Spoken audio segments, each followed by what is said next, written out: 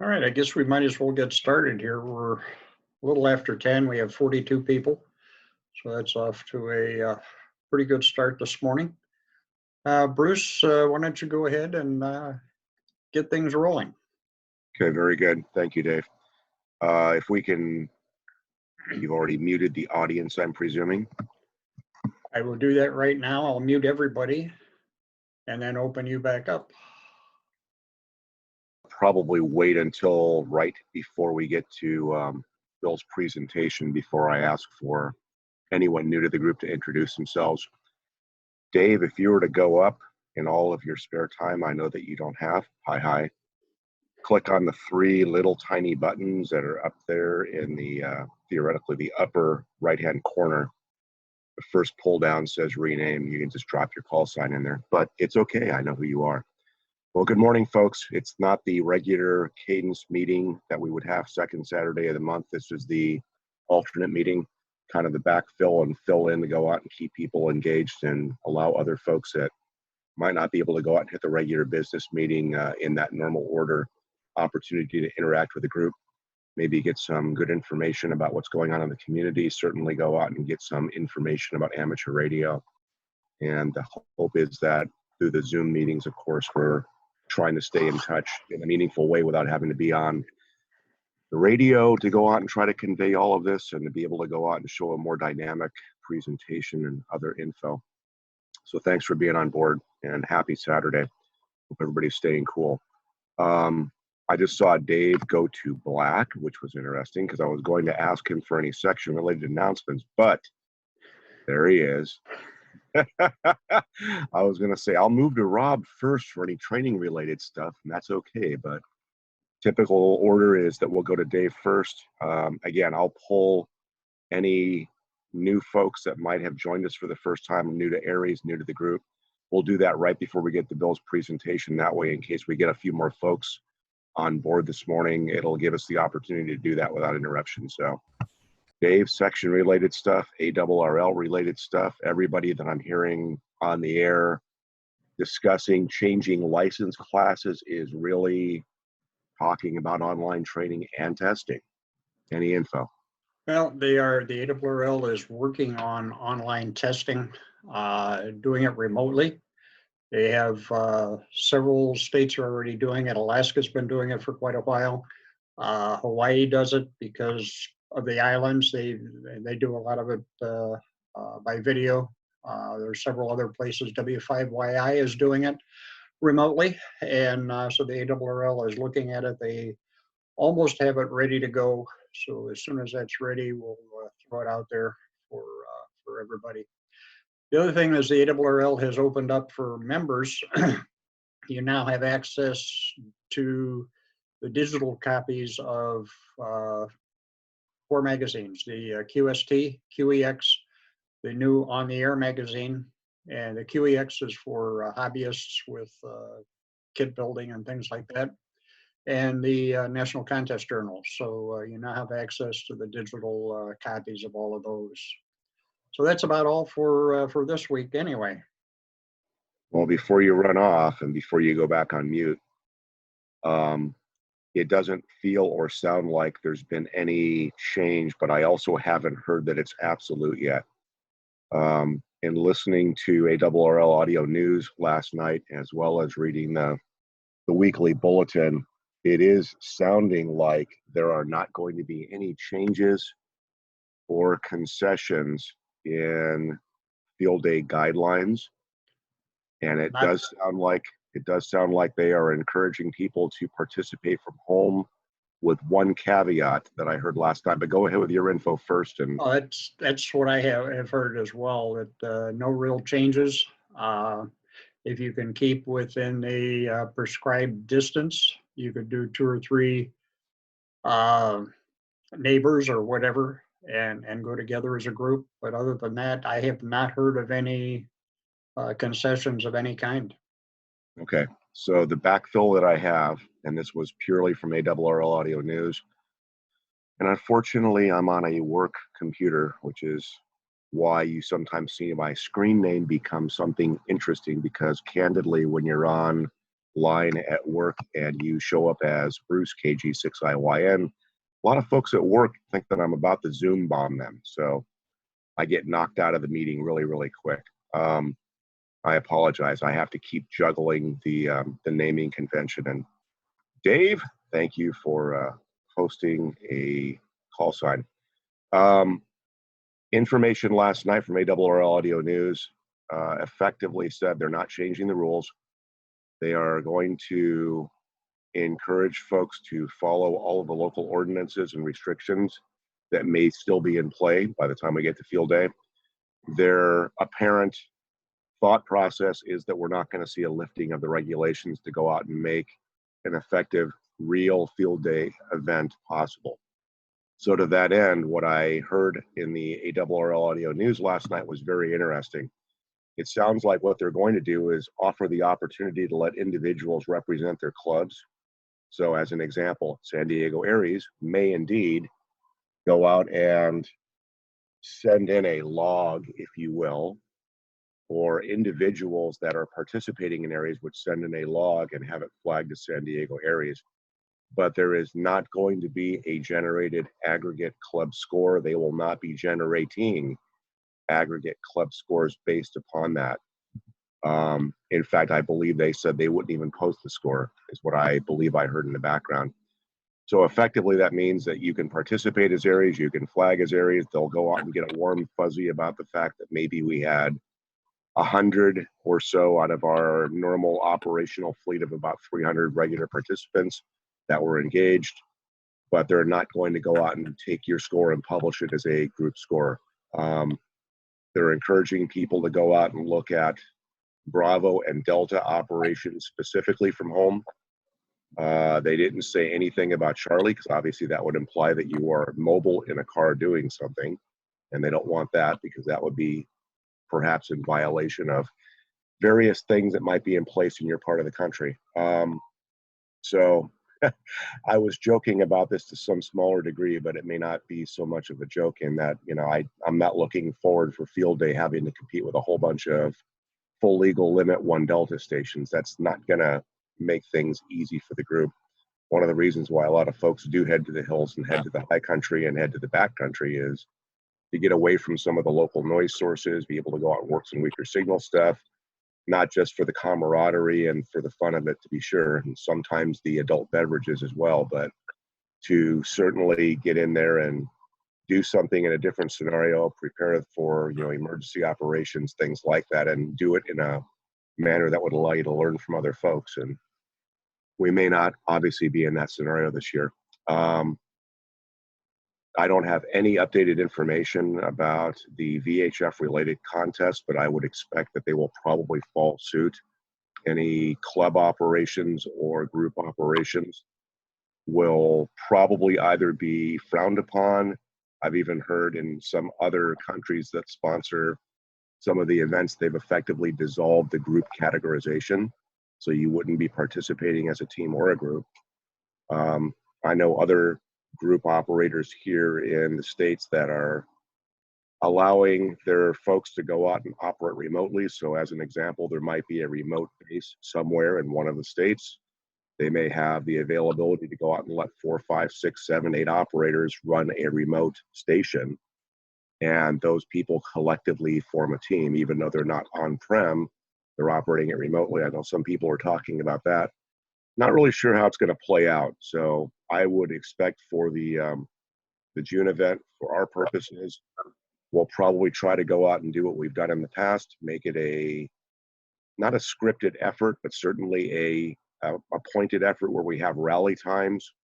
We have suggestions on how to operate. We have some things that we want to try with the group. We want to go out and look at our RF mapping that we've done in the past to find out who we can consistently work or reliably work, especially on different bands, different modes, with different radios, with different power levels, as an example, just to make sure that if something does happen and we lose all of the luxuries of life, typically known as commercial power and repeaters, and we've got battery power and we've got home and or portable stations that we're able to go out and still conduct communications in a meaningful way and be able to support the community if we get called upon. Aside from that, I don't have anything additional other than what I believe I just saw late last night was from San Diego City, San Diego County. It sounds like, feels like, looks like, and I don't have confirmation in front of me this morning, that starting May the 1st, anytime you leave your home or residence, you are expected to be wearing a facial covering. They're not saying how good, how bad, how well protected, but you are apparently going to need to be masked starting May the 1st. If anybody has any other information on that, we'll get to that in a moment. With that, Rob, we'll move to you. Training, other efforts going on in the community that you're aware of? Hey, thank you, Bruce. So you probably heard the endurance runs, ultra runs, which are a great training opportunity for hams, are being canceled one after the other. The PCT 50 in May is canceled. The San Diego 100 in June canceled. So two wonderful training opportunities lost.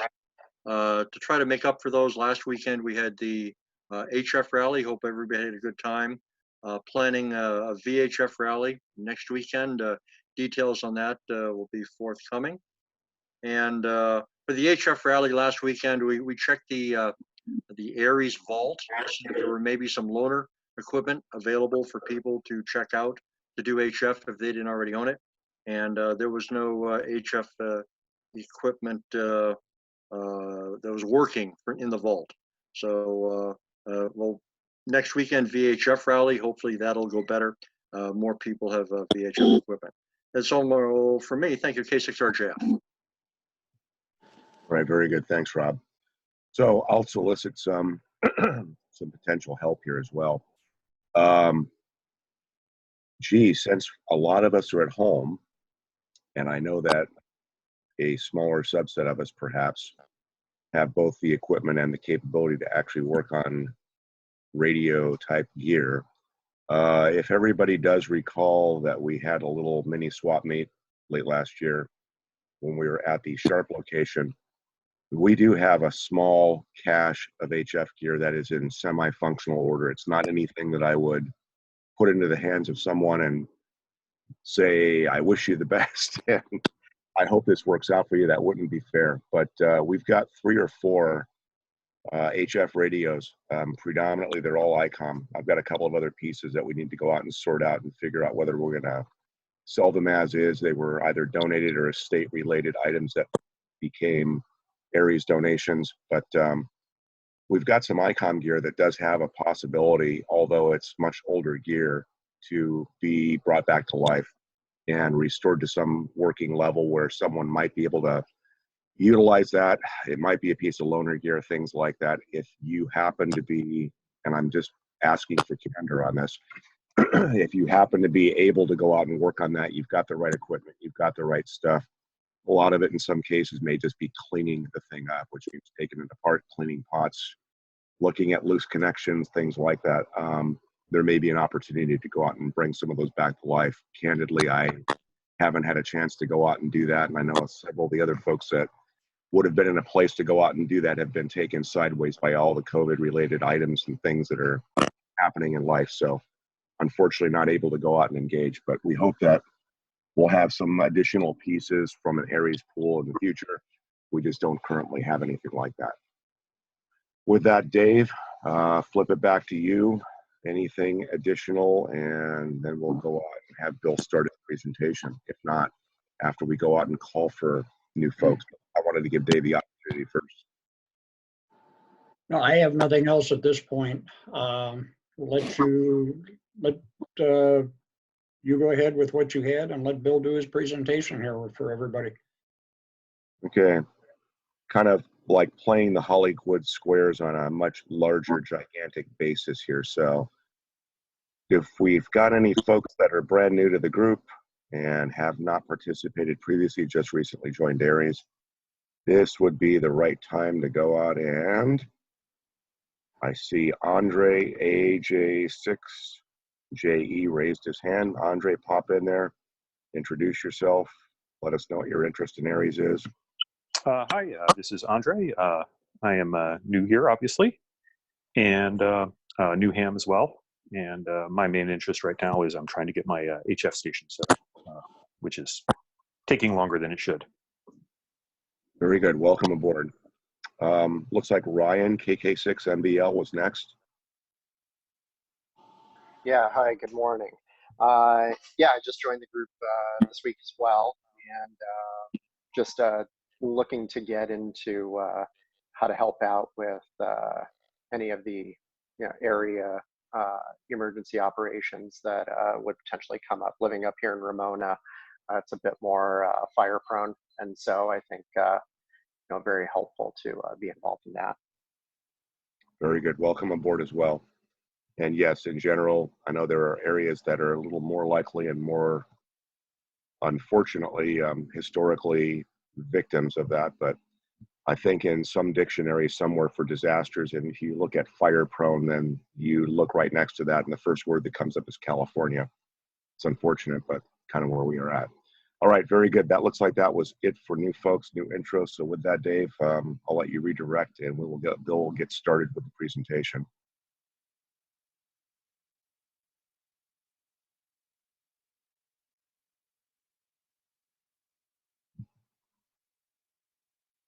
Row, Dave.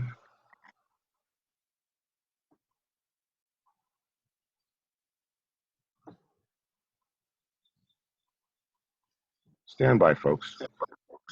Standing by.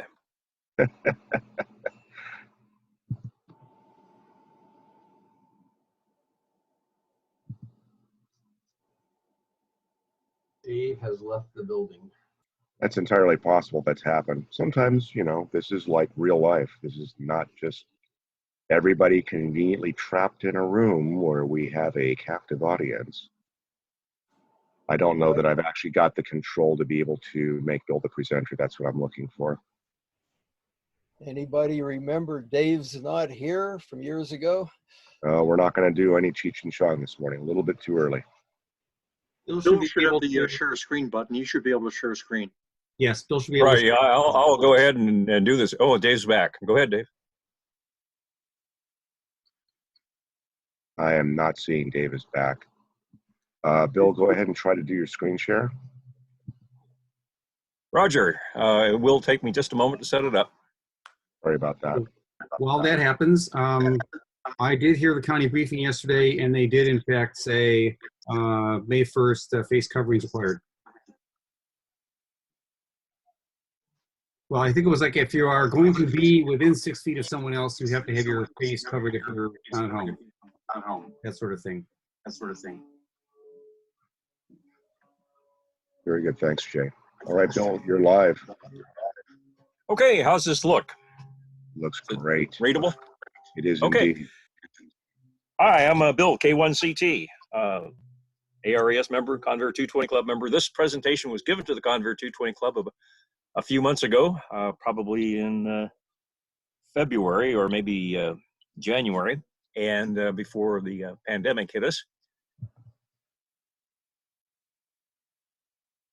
Motivation for this is to kind of dovetail with the HF rally that was conducted last weekend to basically use this presentation to explain some of the results we got and some of the surprises we saw. So without further ado, let me proceed here. My agenda for discussion here today is to talk about what do we do on HF with amateur radio operations, some of the skywave propagation mechanics, solar weather, propagation prediction programs, on-air beacons, and putting it all together at the end. Previously, I gave an NVIS-related discussion to the ARES group here probably 3 or 4 years ago. 3 or 4 years ago is about 3 or 4 computers ago, and who knows where that presentation exists. But this one was fairly recent, so I had it close at hand, and I did a little bit of updating on it this morning, so hopefully it's reasonably current. So we'll kick off with what do we do on HF? Well, everybody, first of all, probably thinks of DXing, getting to long distances, thousands of miles away, different countries, collecting countries, QSL cards, log of the world, all that sort of stuff. Of course, with NVIS operations, MCON is a really key area. We really have something unique that we can bring to the emergency communications world. Non-governmental organizations, governmental organizations, commercial organizations. Some may have HF capabilities, but usually it involves things like ALE and complex equipment that, frankly, they don't exercise often and are not necessarily proficient in using for the emergency communications needs. And so amateurs who do regularly exercise on our HF nets, which we run every week, you can presumably depend on the hams to help out with the emergency communications using HF, which is specifically useful because of, like when the fires of 2003 and 2007, power poles, telephone poles, cell phone systems were knocked out because of the fire, and HF was in fact used to get the message through out to places like Dulzura and points east, because we only rely on the ionosphere, which is there more or less every day. And understanding how to use that is key, and that's what the goal of this presentation is about. Field Day is another place where we can exercise our capabilities. Every June we can do that, and our HF rally was another thing we can do. Rag chewing, of course, talking to folks you know or don't know, and chewing the rag, in other words, having long conversations about ham radio stuff or other stuff. A lot of that gets done on HF. QRP, 5 watts or less can go a long ways. I've talked hundreds of miles on microwatts using CW on HF. Digital modes, things like WinLink and FL Digi, all the different modes that those will run are facilitated on HF. So it's not just getting a voice across, you can get text data like ICS-213s, radiograms and other things, pictures even. And with WinLink, you can automatically interface them to the internet. Should you have an internet outage in your area, you can still send an email using WinLink. And of course, there's other things that are like that that are much less used, something called PSK mail, which works just like WinLink, but avoids the wide bandwidth waveforms that typically are associated with WinLink.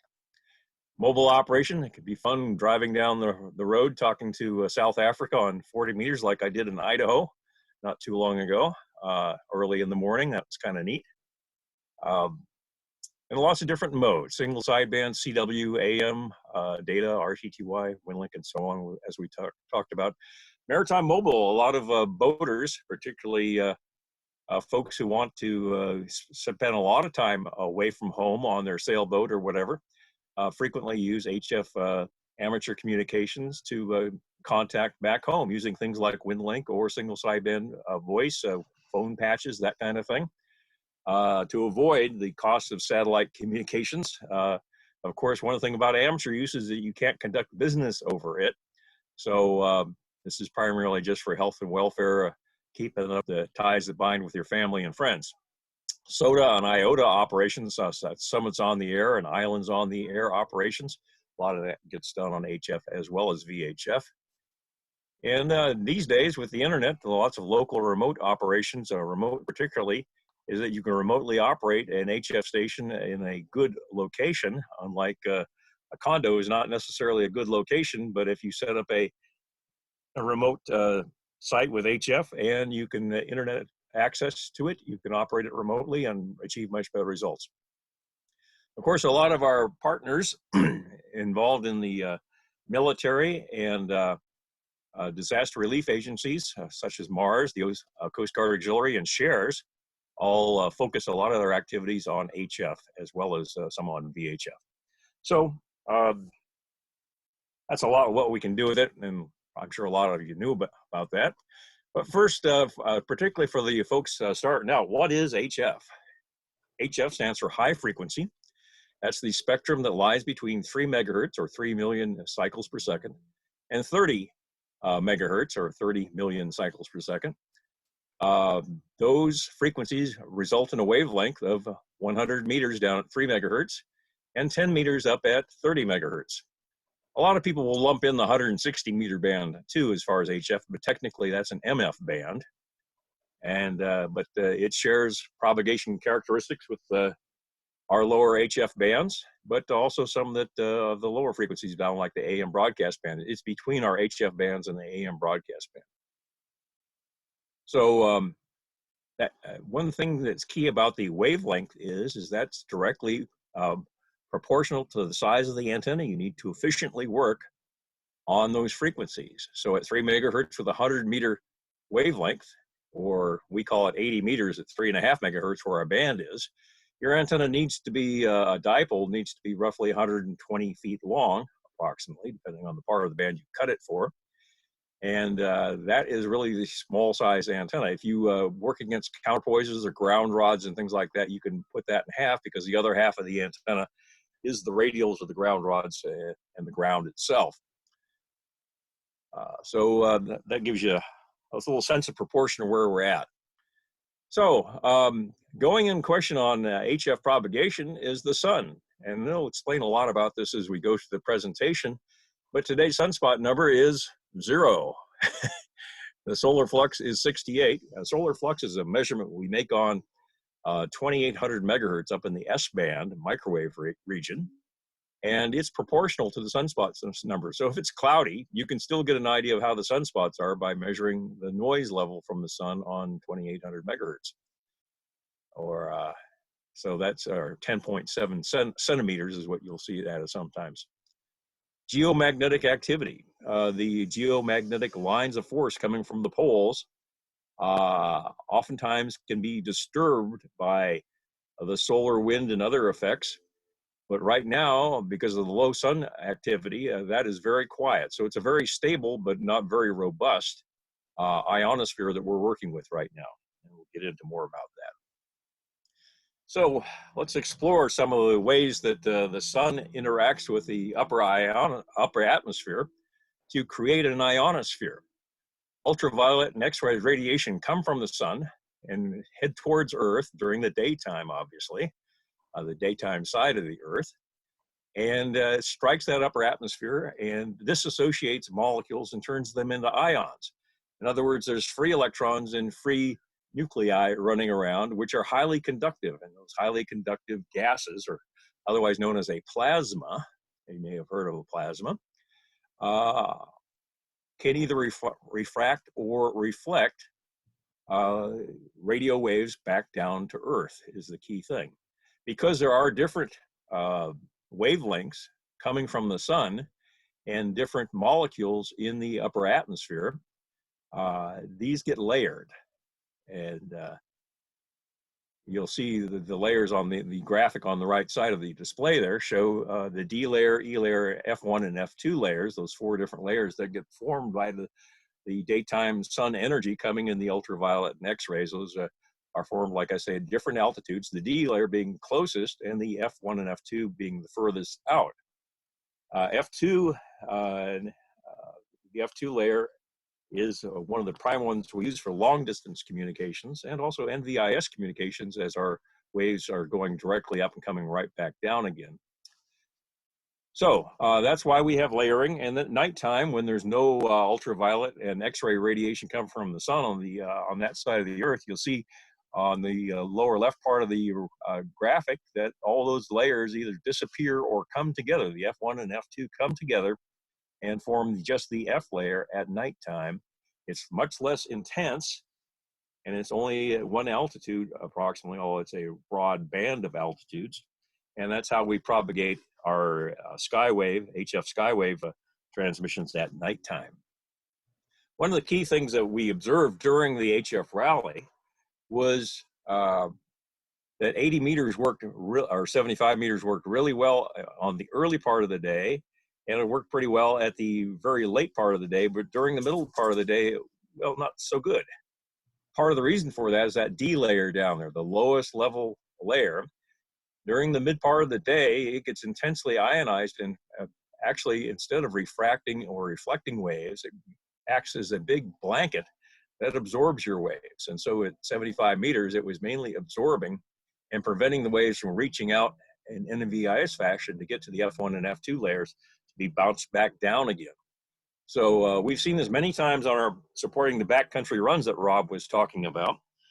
For example, we would start off early in the morning with 160 meters, and it worked really well. But during the middle of the day, as the D layer absorptive blanket formed from the sun, our signals just went away, and we have to shift up the bands up to 40 meters or whatever to be able to use to be able to get our communications. Now, whether those 160-meter waves were going by NVIS or going by ground wave, it really didn't matter. The point was the D layer absorbed things and created a challenge for propagation during the middle of the day at the lower end of the HF spectrum. Those sunspots that we're talking about. Well, here's what they look like, on the left and the right. You can see spots that appear on the sun. Don't look at the sun without the proper protection and training to look at it. I'll never forget, though, during the fires of 2003, I was out on a boat in the San Diego Bay. The sky was covered with clouds. We were near the peak of the sunspot cycle, and I had sunglasses on. I was able to look up through the clouds of smoke and see the sunspots on the sun without any other kinds of aid. I don't recommend this. Your mileage may vary, and don't do this at home. This is not a medical representation, just like not drinking bleach. But it was just one of those things. As you glanced up, you saw the sunspots, and that was the first time I've ever been able to see them without any kind of other support equipment. One of the best ways to do this safely is to use a pinhole and project the sun's image on a blank piece of paper. Much as we do during the solar eclipses, you can see the solar eclipse, but you can also, under the right conditions, see the sunspots. I wouldn't advise even bothering with this right now, because right now we're at sunspot count 0, and there's nothing to see. And this just reiterates the differences of waves coming down, the differences of altitude, the differences of molecules. And we'll move on. One of the things that is a consideration, particularly for our longer distance HF propagation using skywave propagation. The skywave, once again, is bouncing the signals off those ionospheric layers, is that typically you'd want to use the highest frequency you can that can sustain reliable communications. Because at the lower frequencies, you will see multi-path propagation will happen. You'll get to get to one distance, you may bounce 2 or 3 times, whereas at the highest frequency, you may only bounce 1 time. And if you bounce multiple times, particularly for digital communications, the multipath creates distortion, which causes garbling of your text. And so it becomes difficult. That's why, in addition to avoiding the D-layer absorptive blanket, avoiding the multipath is a key thing. So you look at a thing called a frequency of optimum traffic, or you may hear it see the frequency of optimum travail, acknowledging the French term. And normally that's around 80% of the maximum usable frequency, the MUF. We'll talk some more about that in a bit. One of the key things about skywave propagation, particularly when you're propagating at low elevation angles, as you would be with a vertical antenna, is that you see a skip distance, and that's shown here. In other words, the signal is going up and coming back down, but it doesn't come back down until point A there in the middle of the screen, and everything between the transmitter and point A, transmitter cannot be heard, or at least not be heard very well. So yeah, it's important to understand the skip distance. So normally the higher frequency you go, the longer the skip distance. And of course, the lower elevation angle of your antenna, the longer the skip distance. So verticals operating up at, say, 15 meters are going to have a long skip distance, whereas a horizontal antenna operating down at 75 meters or 60 meters or 40 meters is going to have a very short skip distance, because you'll be using NVIS propagation with that low-mounted horizontal antenna. Here's lots of axioms. What have we learned over these hundreds or so years that we've been using skywave propagation? High sunspot counts and solar flux enables skywave propagation in the higher bands. Okay, so we are at the dead bottom of the sunspot cycle right now. I actually have a slide coming up on that. And so 17, 15, 12, and 10 meters ain't so good right now. However, that's based on the traditional ionospheric model. There's something called sporadic E that also happens. The sporadic E forms at about 60 to 80 miles up, just like your own private satellite. The mechanism for forming sporadic E clouds, and that's what they are, is clouds of ionized gas or plasma. Those form during the springtime, normally May and June, although this year we had some early activity in early April and late March, which is unusual. and it allowed those higher bands, and including 6 meters and beyond, to propagate thousands of miles using single and multi-hop sporadic propagation. Some of the other, I talked already about the second bullet there about optimizing your signal strength by using the highest frequency you could use, or the frequency of optimum traffic. Nighttime favors the lower HF bands, the 160, 80, 40, and 60 meter bands, because the D layer absorption abates or just goes away altogether. Then, of course, at nighttime, the MUF, because the F layer is not nearly as ionized as the daytime F1 and F2 layers, the highest frequency it supports at nighttime is significantly lowered. Fall and winter months are usually better for the lower HF bands because of the a lot of it's not just how strong your signals are that get through to the other end, it's also the background noise level. What you're shooting for is signal to noise ratio. What about the noise? Well, the noise, although most of us think about the noise that's being generated by consumer electronics nearby our homes, lightning from tropical lightning storms is really a factor during the summer primarily, and that raises the noise level. So during the fall and winter months, those abate in the appropriate hemisphere, and you have better performance on HF propagation. And also the reduced amount of D-layer absorption is another key issue, because of shorter days, you have less D-layer formation, and it goes away sooner. Gray line propagation is another great way of propagating. The day to night transition, or the night to day transition, is a great way to shoot your waves to distant places by following the gray line to get to those other locations. You can look at a map and see where the night and day are plotted on the map. Like WSPR.org shows this, and you can get an idea where you can propagate during that limited window of opportunity. Is plus or minus an hour or two of the morning of night to day or day to night. And we have already talked about sporadic E. I know Bruce is a big participant in the 6 meters sporadic E using FT8. As I've watched him working stations from my own software-defined radio, I really meant to get an antenna up this year, and I may yet, so I can participate in that too. I have in years past using AM on 6 meters, and it's loads of fun talking on sporadic E skip. And of course, lots of CBers use sporadic E for long-range propagation too. It's very unpredictable. You really can't say when sporadic E is going to happen. It tends to be linked to the season. The major season, as I mentioned, is the springtime, but there's also a minor one in the late fall and winter. Space weather. Space weather, tracking the solar flux and the geomagnetic activity. Getting this in near real time is key to your understanding of how well the propagation is going to work. And down at the bottom of the slide, I show some locations for that. The weekly ARRL propagation bulletin is a great resource. However, it is usually time late, usually telling you what has happened over the past week and giving you some predictions of what's going to happen in the future. Those predictions, your mileage may very much vary. Australia has a great website, which is listed here, about space weather, and it has predictions of FOF2, the critical frequency over the entire world, and also maximum usable frequency and so on. And NOAA has a site as well. So keeping track of that so you can anticipate if you have a particular area you want to talk to, knowing what the space weather is like can give you a clue as far as what band to choose and what your probability of success is. Obviously, when you have coronal mass ejections and other space anomalies happening from the sun, and high geomagnetic activity or disturbed geomagnetic activity, those are perfect times when you are going to be challenged to get in any place, or at least predictably. You may get someplace you don't expect, but where you're trying to get to, you may not get there.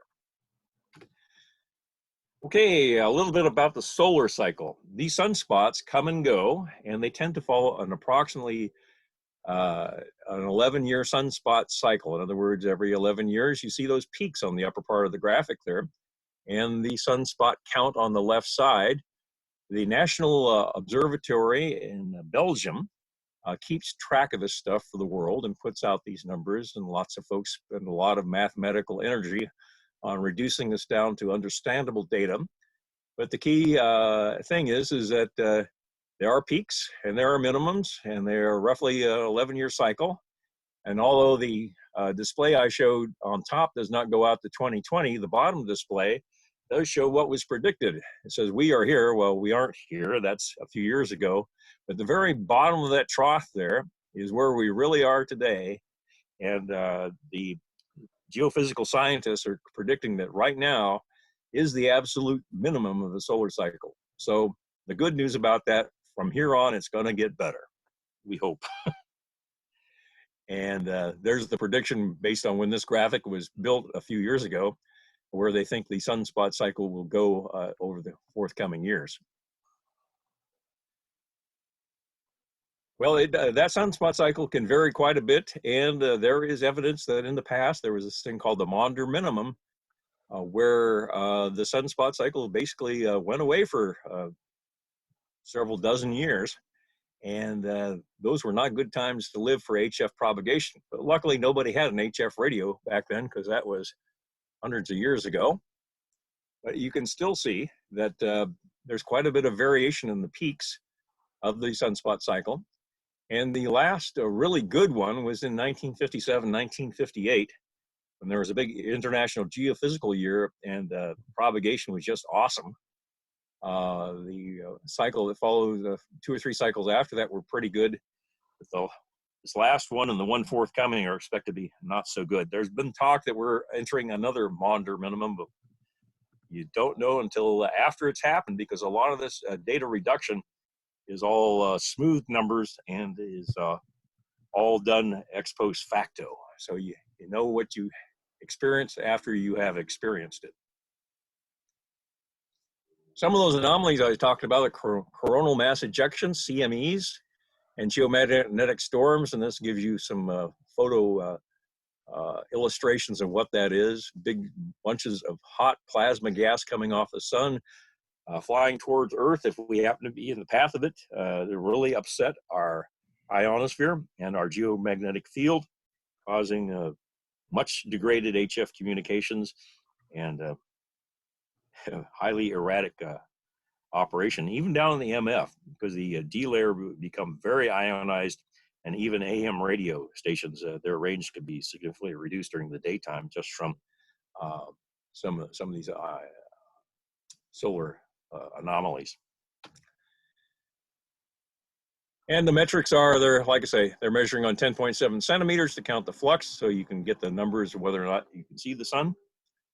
And there's on the upper right hand there, there's a thing called ionozones, where we're sounding the ionosphere with radio sounders. We send basically a vertically looking radar up into the ionosphere and seeing what comes back down again.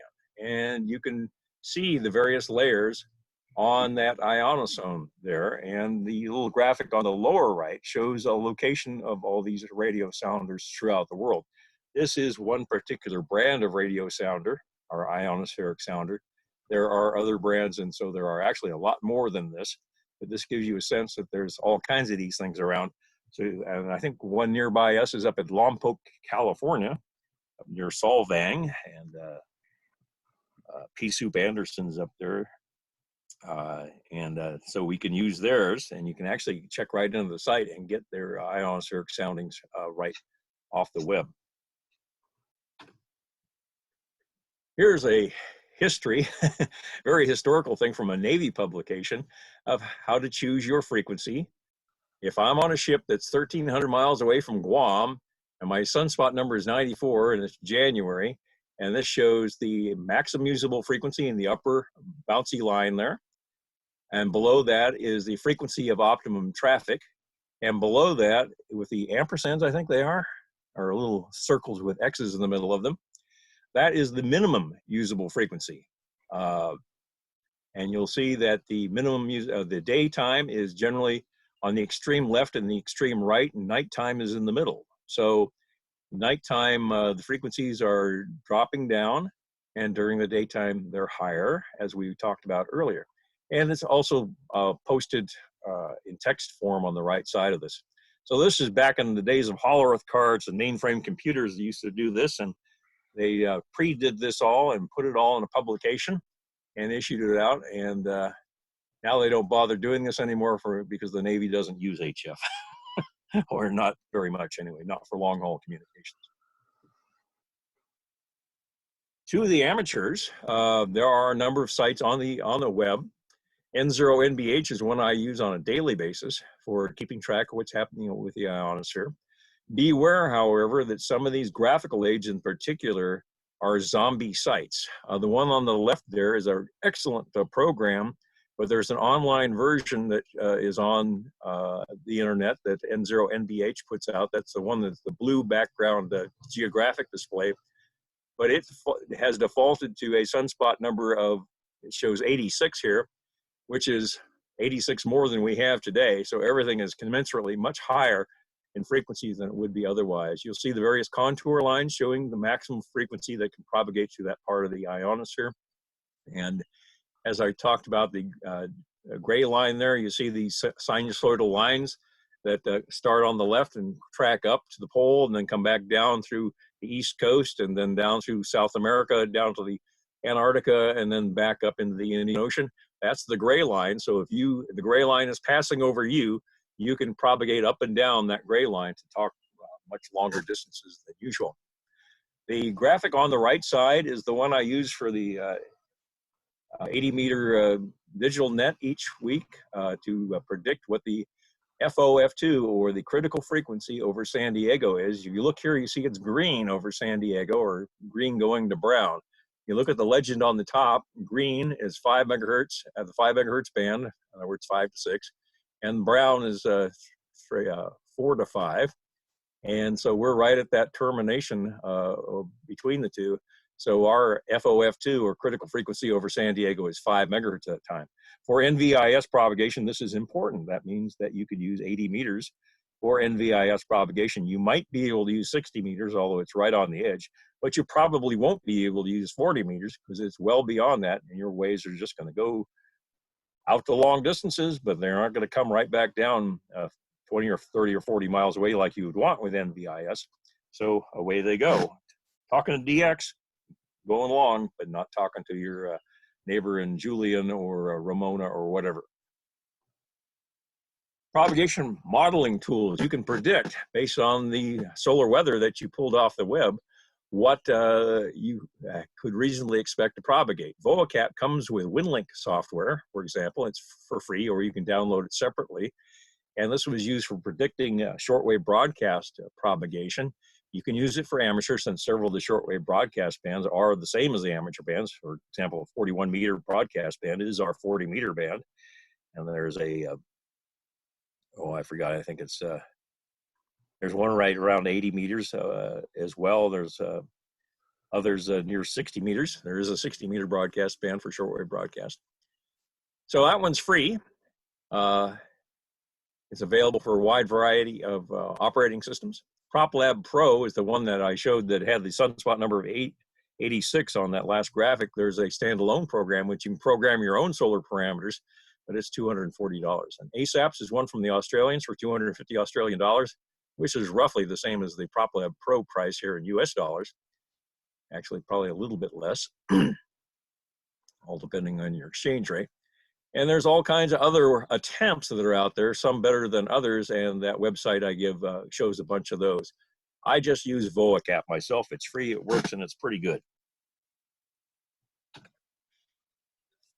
Okay, so there is, if you don't want to download any software, there is a online VOACAP prediction program shown here.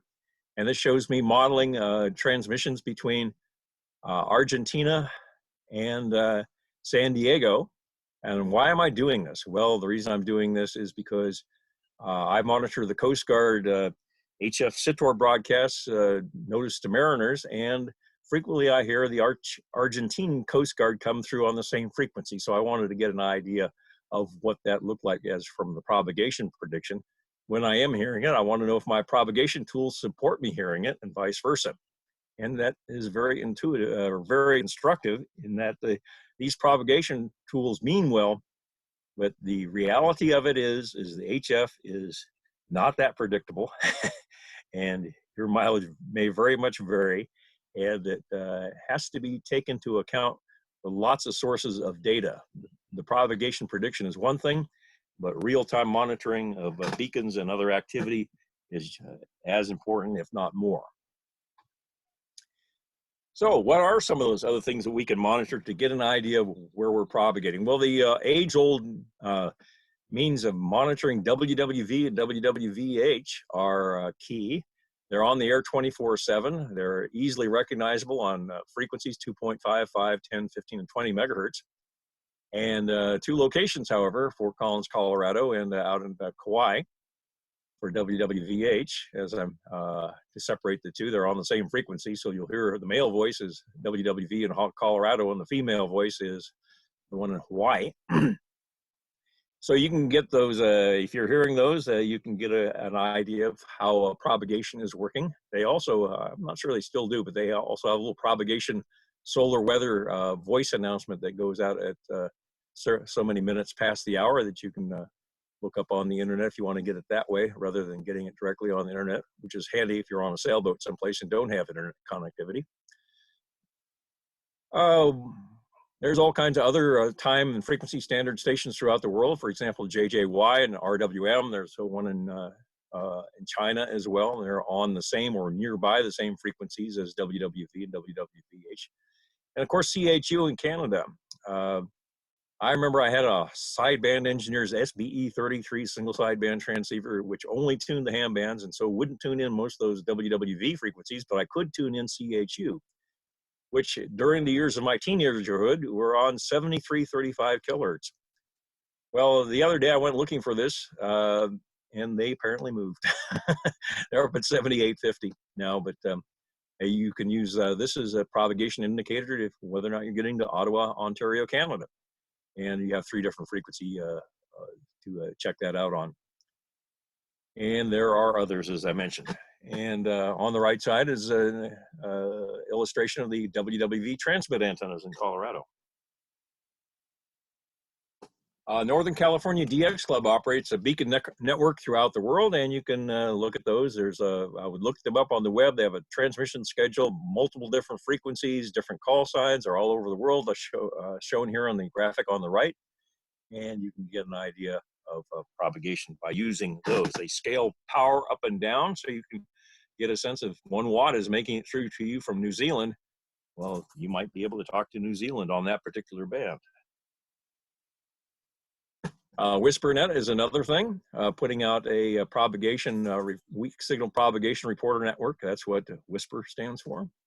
And basically volunteer stations. I participated in this over the years, and very low bandwidth, low power, normally 5 watts or less, although there are others who do run a bit more power. Over all the HF and MF ham bands, even the LF ham bands now. And you can see propagation change through the day with the graphic on the left there. We'll look that right up on the web at that web address up on the top of the display. And this shows 80 meter activity during the 26th of January, 2020, of where folks were getting at that particular time of the day. Obviously, it was nighttime on the East Coast in Europe because they were hopping over the pond on 80 meters with 5 watts. The reverse beacon network is another way of doing this. It's much like PSK reporter, and you can get a sense of where you are propagating. And it does show CW as well as FT8 and other modes. And this is at the same time, basically, as the WHISPER display. The issue with WHISPER is you're only seeing the WHISPER stations, which these days aren't quite as many as there used to be. And so with the reverse beacon network, you can see many other stations that are transmitting their own modes, doing their own QSO operations. And the PSK reporter network, much similar to that. And lots of different modes are operating on these days, and you can see where all the stations are graphically and in text form. You can create your own beacon network. There's lots of software-defined radios on the internet, and I know Rob put this out in the HF Rally. instructions and use Kiwi SDRs and Web SDRs to be able to listen when your local noise level is high or your propagation is not good. I know Mike AJ6GK was listening into San Diego station that he could not hear very well directly by using Phil Karn's Kiwi SDR site in University City. No software is required. You just hit a URL and you can listen to these software-defined radios. I like one up at the Old Point Rays ship-to-shore site, KPH, up in Bolinas on Point Rays.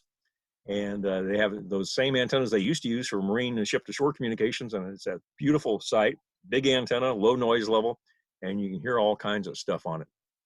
And the web address that Rob put out in the HF rally instructions takes you to a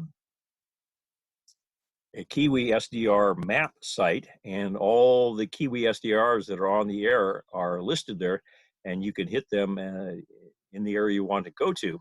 And what you can do is you can say, I want to get to Baltimore, for example. I'll go to nearby Virginia or Maryland Kiwi SDR and tune to the frequency that I'm going to transmit on.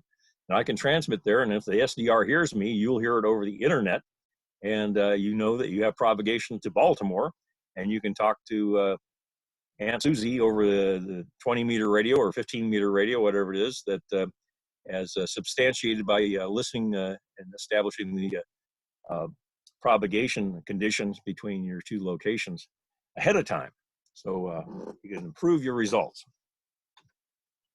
So putting it all together, combining propagation prediction programs, current space weather, knowledge of the radio's beacon performance, and are all key to your success on using HF, particularly for longer range.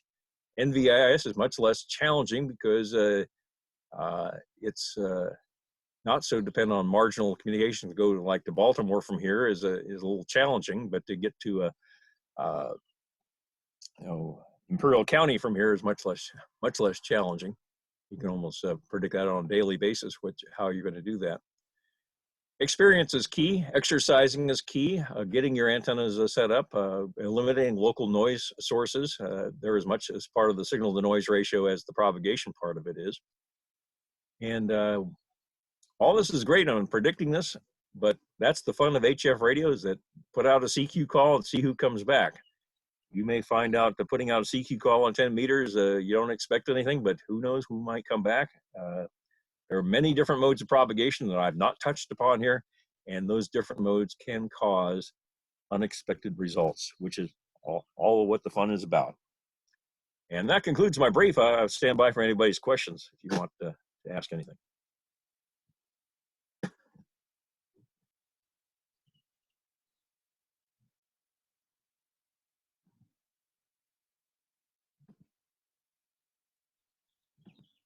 Yeah, Bill, I have a question. Yes, sir. You said VOACAP was in WinLink. Do you know where it is? I'm looking at the Has been a WinLink. while. Yeah, it's when it's part of your installation, you have an option to put it on or not. So if you don't choose to put it on, it's not there. But if you do choose to put it on, it comes as part of the package, and or at least it used to. Let's put it that way. And you'll just download it. And where is it? I don't recall. Tell you the truth, the one I use most frequently is that online one because it's so easy to use. Okay, very good. Thank you. Sure. Anything else? We have a couple other people with hands up. Andre's had his hand up for quite a while here. Okay, go ahead, Andre. Oh, sorry, that was left over from introductions. All right, we'll take care of that. Dennis has a hand up. Yeah, question for you, Bill, is the sunspot number is 0 right at the moment, and the solar flux is at 68 at the minimum. Yes, what would be the comparable numbers at the top of the cycle? At the top of the cycle. I'm more conversant on what the sunspot number would be. That's what you were seeing on some of those graphs that I was showing there. 100 and beyond is what you would see typically at the peak of the solar cycle. 100 sunspot numbers and higher. And if you go back Which is a historically, big difference from zero. right? If you go back historically and look at even the way the measurements were conducted back in the day, look at the late 60s, early, mid, and late 70s as a trend and compare that to where we're at now. For most folks, they'll say that we've been on a downhill slide since then, but numbers were very incredible back late 60s, early 70s, mid 70s across most of the days that were in there, and perfectly normal to pop on the 20 meters and be able to talk around the world on 20 meters with consistent paths for very, very long periods of time, very reliably. Other questions for Bill regarding the presentation, and then I want to kind of shift to folks that were net controls for the HF rally last week and maybe ask any focus questions they may have or address those, or observations they may have Bill, had. there's a question in chat from Judy. She wants to know if this is going to be available, your presentation available online. I've sent it to Dave and I've sent it to Bruce. Whoever can post it online, I'll be happy to send it to him. Okay, we'll put it up on the website. Well, let's put it Should up I on send it the to you, Rob? Google, on the group's IO. Oh, okay, so you're going to do that then, Dave? Yeah, I'll put it up on the group's IO. We'll also put up the video of the presentation. Awesome. Hey, Bill. Hello, Bill. Yes, Yeah, this is Dave, TFC. I wrote down the CHU frequencies. Can you put the slide back up that has those worldwide beacon frequencies again, so I can write them down? Okay, let's see if I can do that.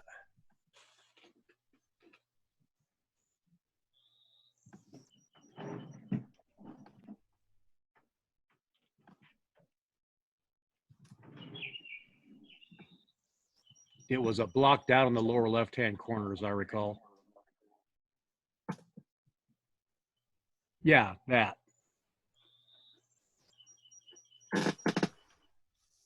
Oops, missed it. Oh, that one there? That one, yeah.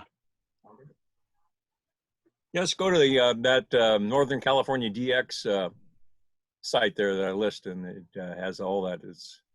It's like I say, it's time sequenced, time and frequency division multiplexing, if you will. I know you know what that means. 28,200. Okay, thanks. Yes, sir. Going out of share.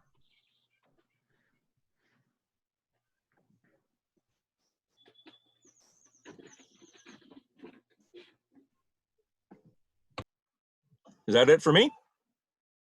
If so, I'll go on mute. Thank you, Bill. Appreciate that. So for the net control operators that were on the air last week, observations, interesting things gleaned or learned. And again, I thought it was valuable that we had, in some cases, from the first session about 9 o'clock in the morning, first rally time, to just a little beyond 6 o'clock for several folks anyway. Lessons learned, things that surprised you, comments, feedback. I know at one point Jay was not able to hear Mr. Younger, and I believe the frequency we were working on at the time was probably 15 meters, if I remember correctly. And it was interesting in that Bob was running, as he wasn't able to specifically hear Jay or hear Jay very well. Jay wasn't able to hear him at all. I believe the comment that came out of that I thought was very interesting was that Bob said he was running 1,500 watts into a 3-element Yagi pointed toward Jay, and Jay wasn't able to hear him. So, and I know it's not Jay's radio, and I know it's not Jay's antenna, but that's just one of those phenomenon that's interesting in and around the county, depending on time of day and things like that. I know when Bill did the presentation, the part that resonated with me, just because I used to be an old broadcast band DXer, for some of you folks that know what that is, it's listening to regular AM broadcast radio, not shortwave, but listening to broadcast radio, and specifically in the late evening hours when you might be able to go out and hear things that are not absorbed by that D layer that he was talking about with that very funky effect, especially on 160 meters and right about in that area.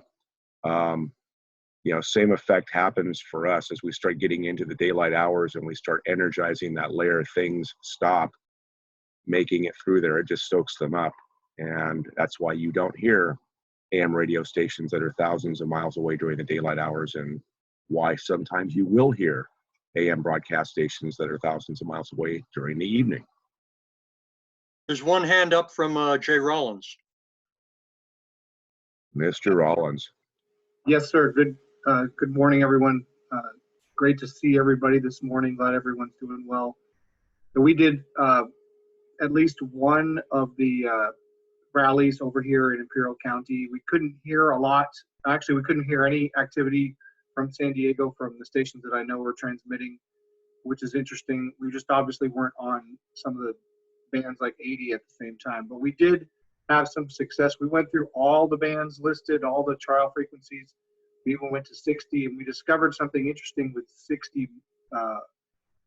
The difference between Yaesu and ICOM presets for those channels was a challenge, and we are still working on fixing it, but the preset frequencies aren't even the same on those two manufacturers, so we had to make some adjustments. But overall, it was a great activity. We appreciate the organization and all the incentive for it, but that's all I have. Thanks, Jay. Any other questions? Any other comments regarding the event or questions for Bill and the presentation?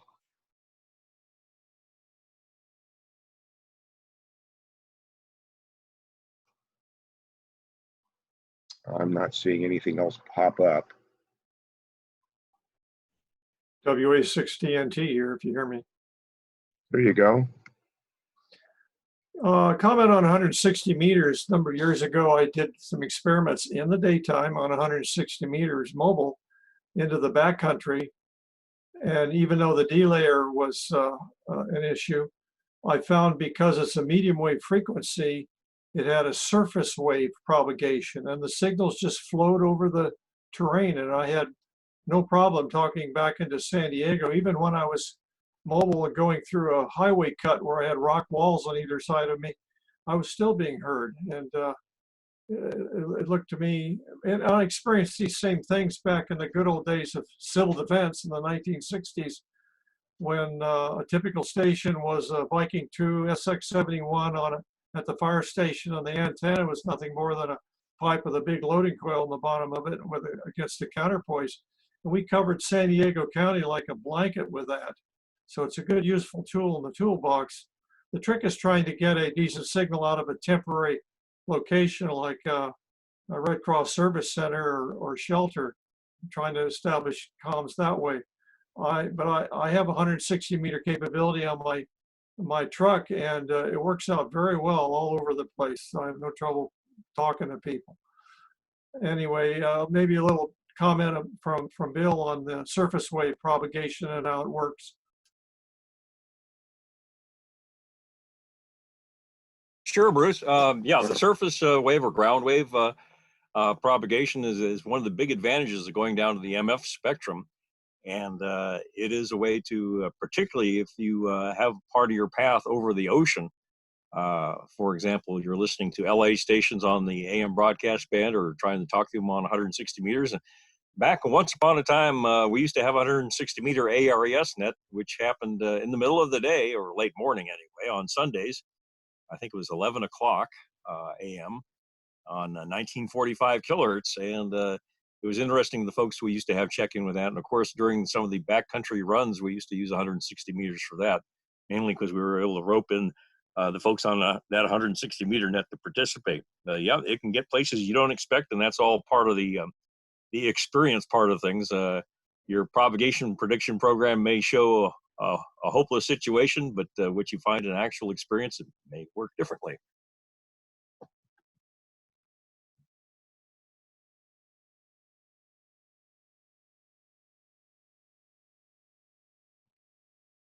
All right, very good. Any other questions or comments? All right, if not, let's wrap it up. Thanks everybody for being on board. Thank you in particular, Bill, for doing the presentation.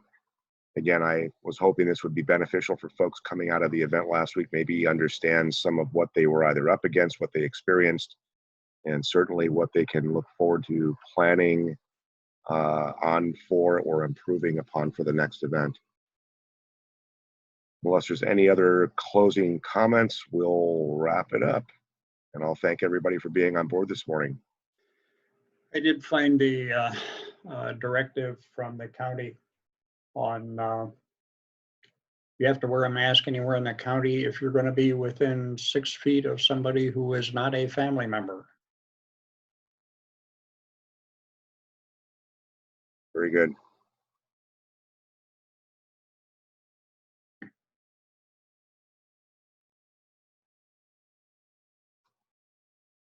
Okay, folks, let's bring it to a close. Thanks again, and we look forward to our next event. We all get together and either play radio and or learn something in this live construct. Thanks for participating today. Have a great weekend. Try to stay cool wherever you happen to be at. 73. 73, everybody, and Rob will get this posted eventually. It takes a while to download it all and get it reformatted and posted. So we will get that done, and I will post Bill's slides up on the Google I/O group later today.